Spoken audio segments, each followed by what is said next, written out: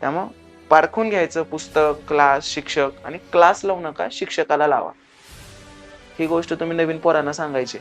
एका क्लासमध्ये 10 शिक्षक असतील तर त्यातले 2 ते 3च चांगले असतात. अख्खे पैसे वाया जातात त्याचे 60-70 हजार रुपये. कोणी करू दे कॉल आणि मला फक्त म्हणते सर आता तेवढे ऐपत नाही. किती ऐपत आहे? दे. जॉब लागला सगळे दे.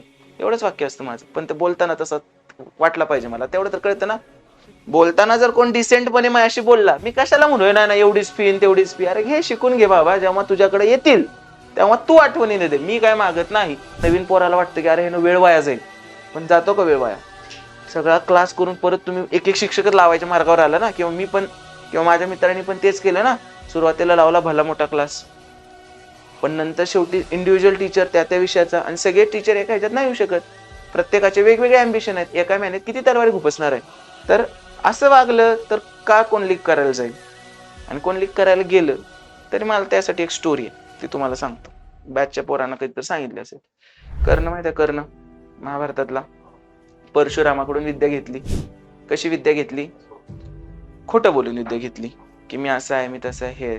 मग एकदा परशुराम तपस्याला बसले होते किंवा त्याच्या मांडीवर झोपले होते. असं काय वेगवेगळ्या सिरीजमध्ये वेगवेगळ्या गोष्टी.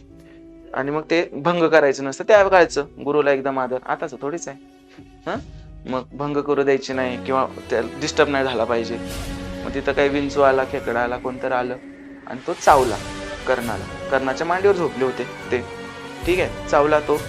मग आता चावला तर ह्यानं सांगितलेलं की मी ब्राह्मण आहे. ठीक आहे, तर मग चावला. मग त्यांची झोप झाली, उठले ते बघते तर रक्तबंबाळ झाला.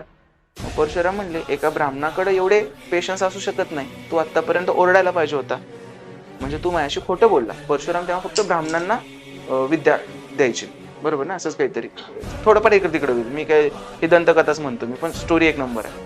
असली स्टोरी काय मग ते तुमची सेक्रेड गेम्स पण नाही, मग काय ते बाकीच्या सगळ्या कुठल्या सिरीज नाही. ह्यासारखी सिरीज बनू शकत नाही कुठली महाभारतासारखी.